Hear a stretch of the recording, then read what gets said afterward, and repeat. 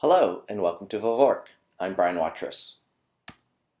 This is the sixth in a 9-part video series in which we're exploring how to build a VRO lab environment on top of VMware Fusion. In this particular video, what we're going to be looking at is how to install and configure our vCenter Server virtual appliance. As you can see here, the installation procedure from a very high level involves just a few steps. We're going to be deploying the vCenter Server virtual appliance. We are going to be then configuring that vCenter Server virtual appliance so that it boots whenever we boot the host that we deploy the vCenter server onto. Third, we're going to be configuring the vCenter inventory. And then fourth, we're going to add the two virtualized ESXi servers that we created back in video number 4. We'll be adding those virtualized ESXi servers, those hosts, to our newly installed vCenter Server virtual appliance. In this video, I'll show you how to install and configure the vCenter Server virtual appliance. Now, in this video, as you implement the steps that I'm going to be outlining here, you're going to want to take your time, do things deliberately, carefully, and do things right the first time. This video, out of all the videos, has the most steps involved and therefore the most opportunity to make little mistakes along the way. When you follow the steps in here, take your time. All right, that little disclaimer aside, let's actually jump into our lab environment and see how to install the vCenter Server virtual appliance. To do so, the first thing I'm going to do is go to my Windows VM. As you can see, I have Fusion running already, and here's my Windows VM right here. And what I'm going to do is edit its settings by clicking on the Settings button. Specifically, I want to change its CD-ROM settings. And what I want to do is switch the ISO that's being used in that CD-ROM. As you can see here, this is the ISO for the ESXi installer, which is not what I want. What I want is to choose a different disk image. And specifically, the disk image that I want here, let me browse to it, is in Documents, VMs, ISOs, VRO 701. The ISO I want is this one here called VMware VCSA-all 600-build number.iso. That's the one I want. So I'll click Open. And furthermore, I'm going to be really careful here and make certain that I check this checkbox. If I don't check this checkbox, then the Windows VM is not going to see that CD-ROM. Speaking of the Windows VM, let's go over to the Windows VM and see what's going on. Well, as you can see here, Windows has detected that there's a newly inserted ISO. So I'm going to click on Open Folder to view files. And here in my D drive, you can see the D drive, my CD-ROM, has a bunch of files, including one, which if you're like me, you want to just jump right in and start running, because this is the installer for vCenter Server Virtual Appliance. But you actually need to do something first. You need to go to the VCSA folder, and in there, there's a file called VMware-Client Integration Plugin 600.exe. We need to install that first, so let me kick off the installer. We need to install that first before we can install the vCenter Server virtual appliance. So let me click Yes to continue. And by the way, installing the client integration plugin is totally simple. You just need to remember to do it. So we'll click Next at the welcome screen. We'll accept the end user license agreement for the client integration plugin. We'll click Next. We'll go with the default folder. And we'll click the Install button. So again, as you can see, it's very, very simple to install the client integration plugin. You just need to remember to install it. And speaking of installing it, we're just about to run the installer for the vCenter Server virtual appliance, and the message that shows up on the very first screen is going to make it sound like we didn't install the client integration plugin. But as you can see, we're installing it. It's succeeding. It'll be done here in a moment. And I guarantee you that the client integration plugin is actually installed. So I'm going to click Finish. I'm going to go back up to the D drive, and I'm going to run that setup utility I told you to wait for, called VCSA setup HTML. And every time you run this installer, you're going to see the message that you see on the top of the screen here, which right now seems to indicate, please install the client integration plugin, seems to indicate that the installation of the plugin had failed, but it didn't. The installation of the plugin was totally fine. Everything's good. The VCSA installer always says that message. Okay, so having done this, we can now continue forwards by clicking. There's going to be a couple windows that pop up that in which I need to click the Allow button. So let me click this first one. Here comes another one. I'm also going to click this Allow button. By the way, you'll notice I'm not checking these checkboxes here. You can check those checkboxes if you want. I'm intentionally not checking them because when I record these videos, when things go haywire and I have to do the recording of the video again, I need to make certain that these windows pop up again so I can talk about them. So that's why I'm not unchecking this checkbox. You can do as you see fit, but I'm going to leave it checked. And I'm going to click the Allow button. On the screen here, there's two buttons, one of which makes no sense at all for our particular situation. It doesn't make any sense to upgrade our non-existent vCenter server virtual appliance. We don't have one. What we need to do is to install a vCenter server virtual appliance. So let's click the Install button. Here we see the End User License Agreement screen for the vCenter server virtual appliance. Once again, I'm going to click the Accept button, followed by the Next button to accept that End User License Agreement. All right, so been talking a little bit quickly and a bit hyper there. Let me slow down a bit because this is where you need to start slowing down and be very deliberate about what you're doing. You don't want to make a mistake as you go through all these different steps. You don't want to make a mistake and have your installation blow up, or make a mistake and have the installation go fine but something's wrong with it. You want to take your time through here. So here on the second screen, what we're being asked to do is to supply information about the ESXi host on which we want to run this new vCenter server virtual appliance. Now, as you know from the earlier videos in this video series, we have two ESXi servers. One's a bigger one, one's a smaller one. One has 8 gigabytes of memory, the other only has 4 gigabytes of memory. Now, the reason why we size those two VMs differently is the vCenter server virtual appliance needs at least 8 gigabytes of virtual memory. So we're going to make certain that we here in the FQDN or IP address field, where we're specifying information about the host that vCSA should install on, we're going to make certain that we type the FQDN or IP address of the bigger host, which in our case is ESXi01. The remaining portion that I'm typing here is my domain name. Obviously, you changed the tail end of this part here to your domain name. Now that ESXi server has an account on it called root. And in order for what we're about to do succeed, we need to authenticate to that account. So I'm going to type root, and furthermore, I'm going to type the root password, which you've already seen me type that before in the video where I showed you how to install the ESXi hosts. Just in case you forgot that password, here's the password that I typed before. All right, so everything looks good here. Let's go to the next screen where we're going to set up the virtual machine. So we'll click the Next button.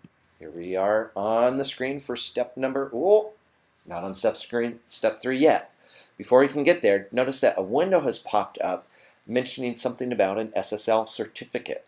Now this is actually the SSL certificate of the ESXi host that we just specified.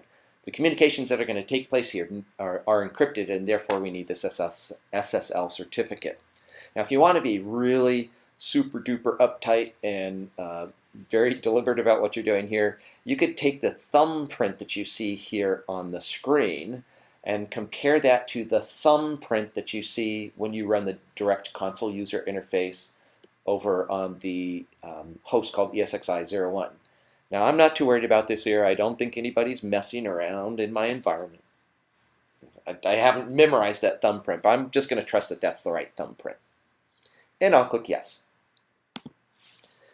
All right, so now we're going to go to step 3, where we're going to set up the virtual machine. The VM that it's talking about here is the VM that the vCenter server virtual appliance is going to be running in. So in step 3, we're going to set up that VM. Let's give it a few moments here. Okay, so first thing it wants to know on this screen is, what do we want to call that appliance? I'm going to keep the name nice and simple. I'm going to type VC, short for vCenter.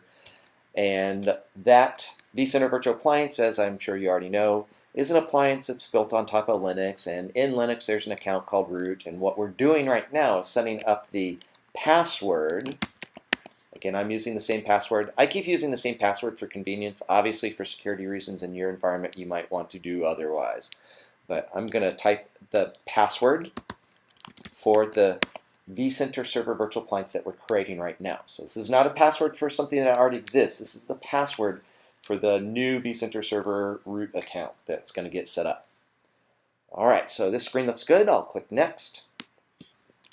And on this screen here, we're being asked to instruct the installer how to set up the platform services controller. And as you can see, we've essentially got two choices here. We can embed the PSC into the vCenter server virtual appliance, which is the default, or we can choose to use an external platform services controller.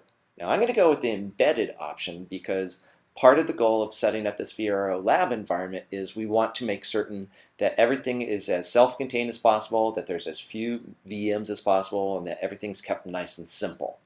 Now, you could potentially do an external platform services controller, but that's another VM that you'd be running, which means you're going to need more virtual memory, which means your environment's not going to be as small as I'm trying to create.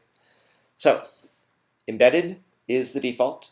I'm double checking that that first radio button is selected, which it is, and therefore everything looks good. I'll click the next button and continue. Now we're being asked about single sign-on. In order for the vCenter server virtual appliance to do its thing, it needs to have an SSO domain. Now we could conceivably join an existing SSO domain if we already have an SSO deployment, but I'm intentionally not going to choose that because even if I did have an SSO domain right now and I pointed this vCenter server at that existing SSO domain, that's not going to do me a lot of good when I take my laptop on the airplane and try to fire up VRO. I won't, from the airplane, I'm not going to be able to contact an SSO domain that already exists. So I'm intentionally going to choose to create a brand new SSO domain that's going to be implemented in the vCenter server here on my MacBook Pro. So when I choose to create a new SSO domain, I am going to end up with an administrator account for that domain. Default name for that is administrator, so I'll leave that alone. But I need to set a password. Again, this is not a password for an existing account. This is the password for this new administrator account that's being created. Again, I'm using the same password. I'm going to assign a domain name for my SSO domain. I'm going to use the same name as my DNS domain. Obviously, you should type something different here. And then for this next field where I'm going to give the SSO site name, I'm just going to take the easy way out. I'm going to use the default name, which you can see here, which is default-first-site. I could change that to something else, but I don't feel particularly inspired right now to come up with something different. So we'll just use that default name. All right. About halfway through the install here, let's click the next button and see what comes next. On this screen here, we're being asked to pick from these 4 different choices what size vCenter server configuration I want. Now, we're trying to set up a small environment here, so obviously choosing large and medium wouldn't make any sense, but looking at the numbers here, even small wouldn't make any sense. We just want tiny. So tiny is the default, and notice, by the way, down below it reminds us, depending on what size you pick here up top, down below it tells you how much memory and how many virtual CPUs and how much disk space you need to accommodate that size. And as I've said earlier in the video series, 8 gigabytes is necessary for a tiny vCenter server virtual appliance. If you're going to choose something bigger, which you're not in our context here, in our VRO lab environment on Fusion, you're only ever going to choose tiny. But if you were doing something else in another environment, you could choose a different size. We're just going to go with the default, tiny. And we're going to click the next button. Now on this screen here, we're being asked to point the installer to which data store we want the vCenter server virtual appliances virtual disks placed into. As you can see here, we only have one choice, data store 1. That's the only data store that our first virtualized ESXi server has. So we don't have any choice there. But we do have a choice down below about whether we want the vCenter server virtual appliances virtual disks to be thin provisioned or thick provisioned. Now for our purposes here, we definitely want to check this checkbox because we want a thin provisioned disk. Otherwise, we're going to gobble up 32 gigabytes of disk space and no time flat. We want thin provision, so make certain you check that checkbox. Otherwise, you're going to be using disk space unnecessarily. After doing that, click the next button, and on the following screen, we're going to be asked to instruct the installer how we want the database set up for our vCenter Server virtual clients. And as we're going to see here in a moment, we get two choices. We can either use an embedded Postgres database, or we can use an external Oracle database. Now, as you might imagine, for the same reason that we embedded the platform services controller, we're going to embed the database here. We're trying to keep things small and simple, and I don't know that Oracle as a separate external database is going to really fit the bill there very well. So we don't.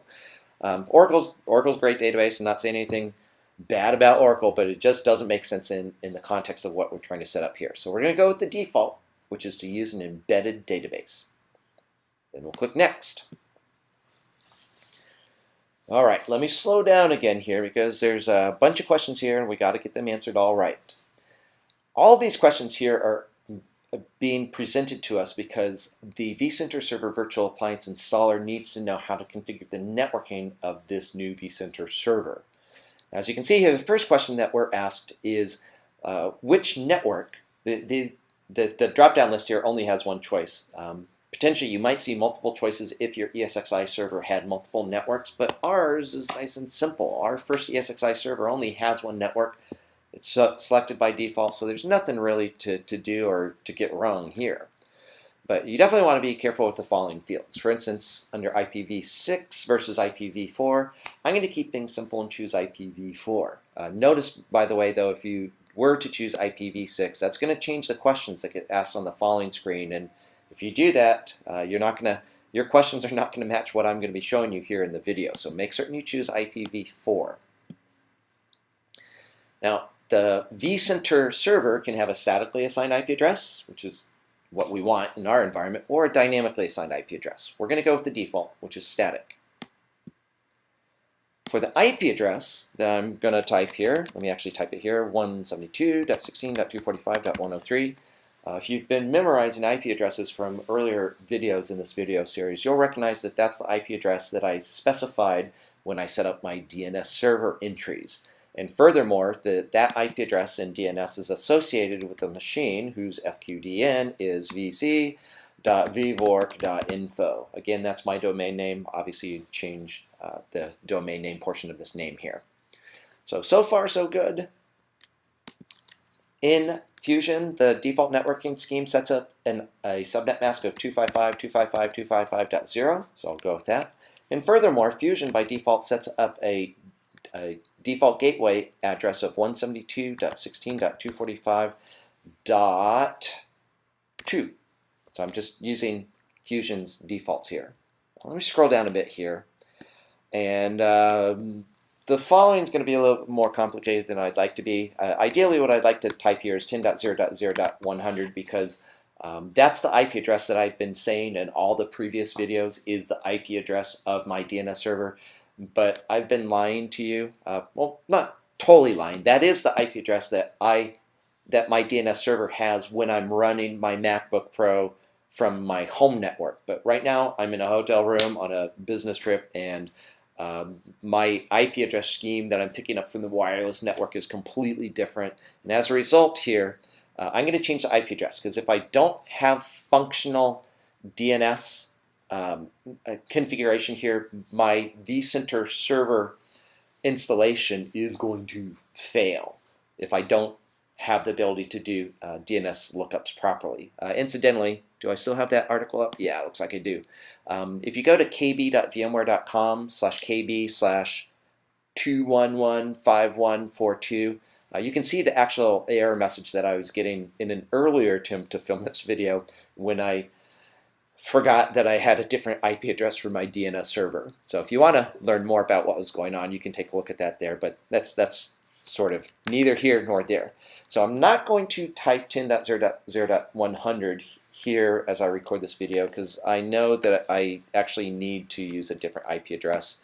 So just pretend that I'm typing 10.0.0.100, and therefore this video will be consistent with the previous videos, but in order for this installation to work, I'm gonna type this IP address because that's the one I need here in this hotel.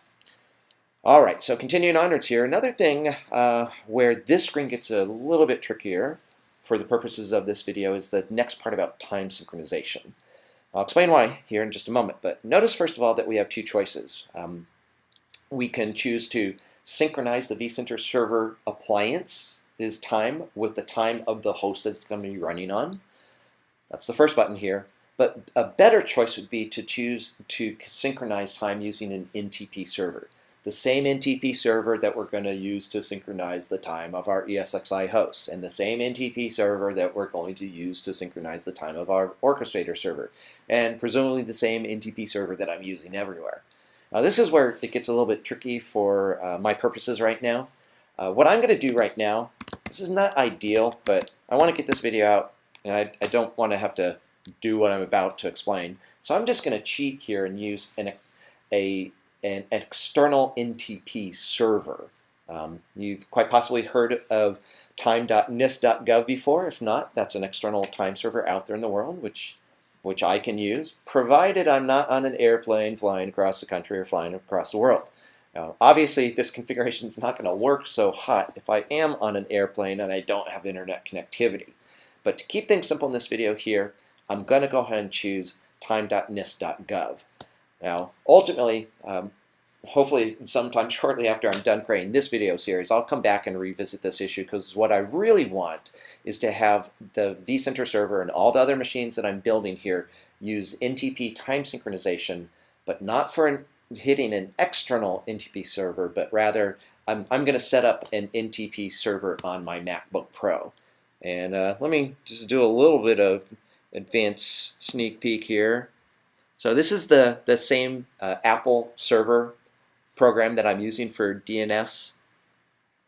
And I'm looking here. I'm not going to spend a lot of time here, but I'm hoping that there's a time server somewhere here. Well, I don't see it, but I may just be missing it. But my first attempt is going to be to use this Apple server product that I bought to act as both my DNS server and my time server, but I'm not going to do that right now.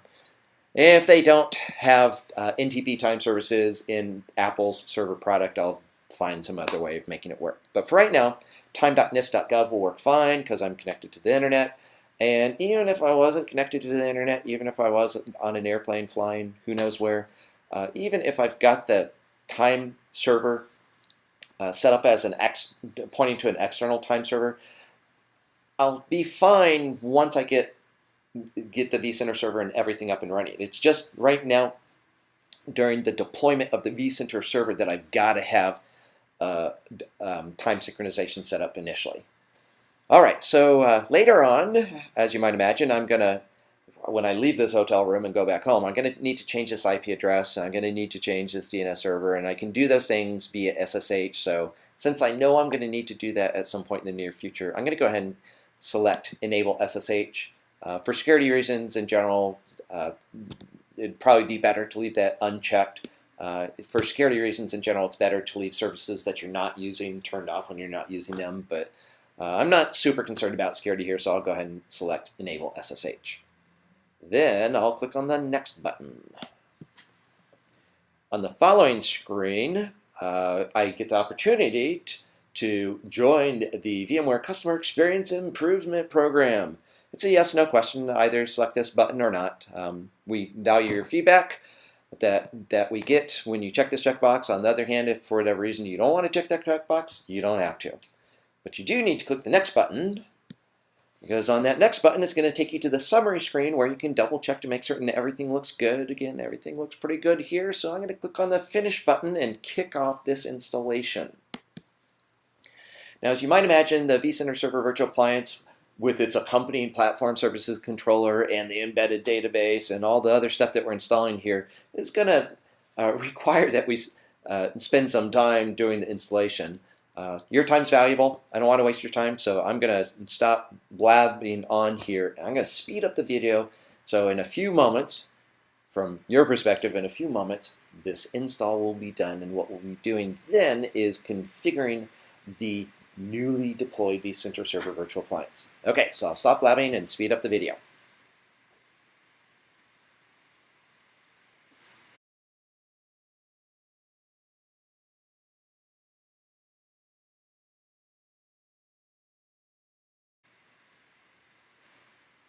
Incidentally, if I may interject here, earlier in this video I mentioned a KB article and how my first attempt at filming this video blew up because my DNS wasn't working correct and blah blah blah blah. This is the point at which the installation blew up before. So right now I'm sitting here watching very closely on this installation with my fingers crossed. Yes, it succeeded. So again, I'll pipe down here and speed up the video, and when the installation's done, we'll resume.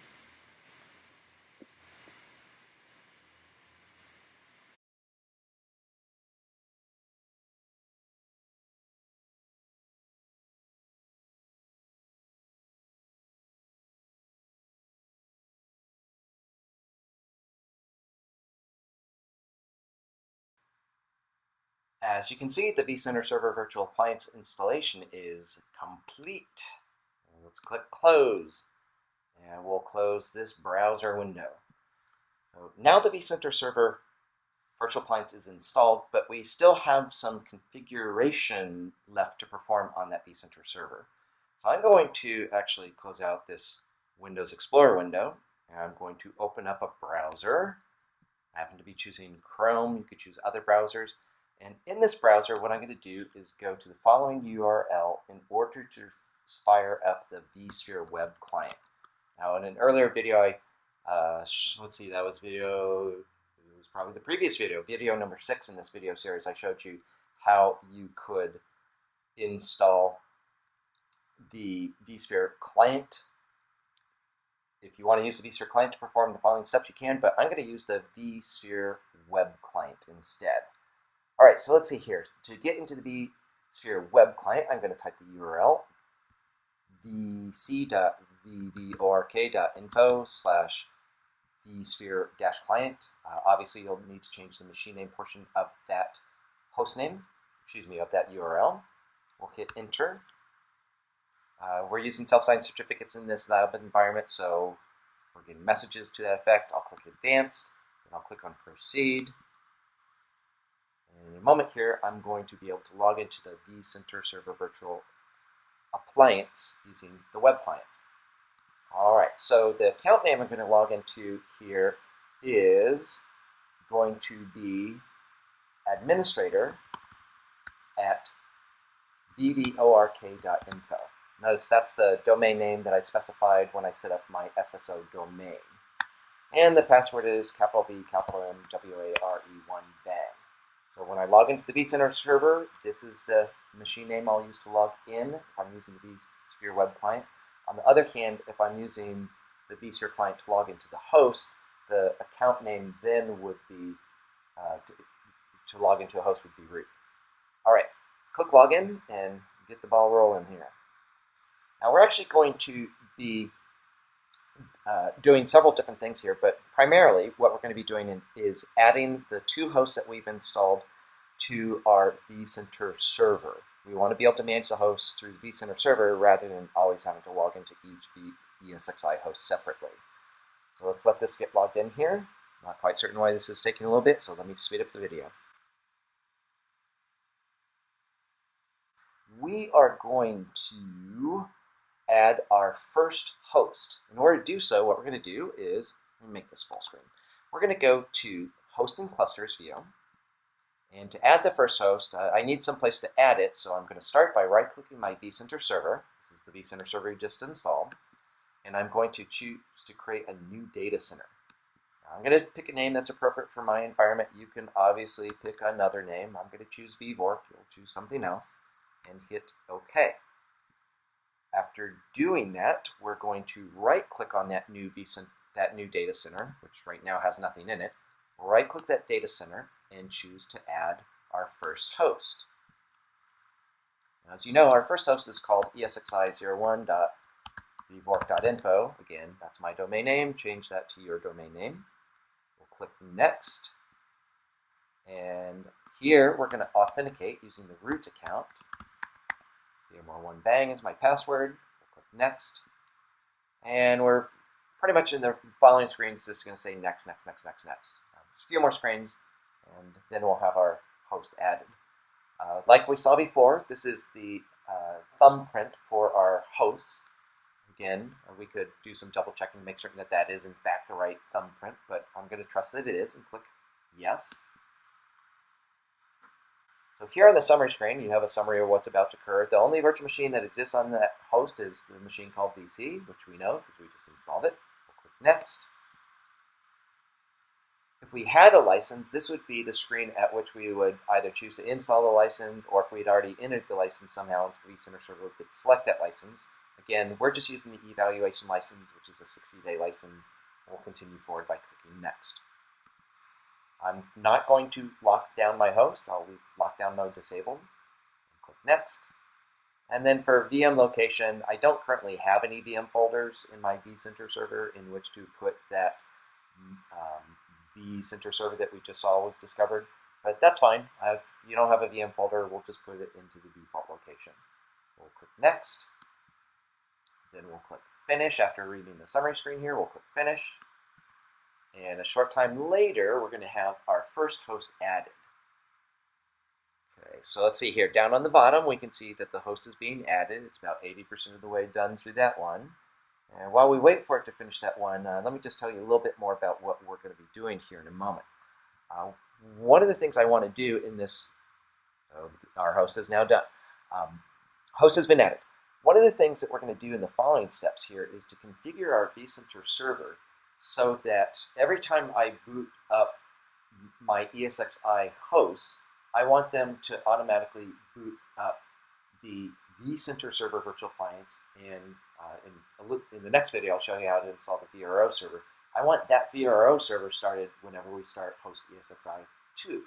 So to get ESXi1 and ESXi2 to start their machines, we're going to configure some automatic booting of virtual machines. Plus, we're also going to set up things like NTP configuration for the different hosts and so forth. So let's actually do that. All right, to do that, let's set up the first host so that it will automatically boot the vCenter server when the first host boots. So I'm going to go into this data center that I just created, and there's the host that I just added. I'm going to select the host, and then go to the Manage tab, which is already selected, as you can see here. Then under Settings, I'm going to take a look here in the VM Startup. Oh, there it is. VM Startup Shutdown. I'll select VM Startup Shutdown. And then over on the right side, I'm going to click the Edit button. And in the window that pops up, the first thing that we're going to do is say, hey, you know what? I don't want, when I boot the host, I don't want it just to boot the host. I want it to also start one or more virtual machines. We'll do that by clicking this first checkbox. And then we can set up delays. If we had multiple machines starting, we could set up delays for those machines. So boot one machine, then wait 120 seconds for the next machine, and so forth. We can do that both for startup and shutdown, but that's not going to be necessary for our purposes. There's only one VM anyways. And we can set up other policies. If you want to know more about these, join me or my fellow VMware certified instructors in the classroom. We can talk about what all these fields are. But what we're in here for, after checking this first checkbox, is to go down here, select the vCenter server. Remember, this one's on ESXi01. And what we're going to do is move this vCenter server so that we no longer have to manually start it, but we're going to scoot it all the way up here to automatic startup. Just by clicking once, twice, boom, we're done. So it's really simple here. We just need to check this checkbox and move VC, our vCenter server virtual appliance, up to the top. Then click OK. So that was pretty straightforward. The other thing that I want to do on this host is to set up its time configuration. So I'll select time configuration, and again, over on the right side, I'll click the Edit button. And in here, I am going to select the second radio button to say, I want to use NTP to synchronize the time of this host. So I've selected that radio button, and then the next thing that I'm going to do is to set a policy that says I no longer want to have to manually start and stop this. I want this to start and stop with the host itself. So when the host starts, it's going to automatically start up NTP. Now, having done that, the next thing I need to do is specify my NTP servers. Earlier, I went on and on about how I would prefer not to use this particular or any external NTP server, but for the purposes of this video, I'm going to go ahead and use time.nist.gov as I did before. And having set that all up, I'm going to click the Start button. I could restart my host, but let's just click the Start button to get NTP services up and running. All right, NTP services are up and running. I'll click OK. And that's it for the first host. First host was easy. For the second host, we're going to right-click the data center again. We're going to add the second host. Same basic process here again. Obviously, I need to change the name of the second host when I type this here. I'll click Next. I'll type my root credentials. Once again, these are the credentials for root on the second ESXi host. Here comes a thumbprint. Wait for it, wait for it. Here comes the thumbprint. There's the thumbprint. We'll accept the thumbprint by clicking yes. So here we are on the summary screen, and notice this host has been installed, but there's no virtual machines on it yet. In the next video, we're going to install the vRealize Orchestrator server onto the second host. We haven't done that yet, so right now this field's blank, but that's okay. Everything else here looks fine. We'll click Next. Again, we'll go with the 60-day evaluation license. Click Next. We'll leave lockdown mode disabled. Click Next. We don't have any VM folders, so we'll just click Next. We'll read the summary screen. Yep, that all looks good. We'll click Finish. We'll wait for the host to be added, and then we're going to configure that second host. Now, you'll recall with the first host that we configured an auto boot sequence for its virtual machines, and then we configured time synchronization. Here on the second host, we're going to configure time synchronization, but there are no virtual machines on that host, so we don't have to do the auto booting configuration yet. We'll need to do that later, but right now we don't need to do that. What we need to do is select the second host.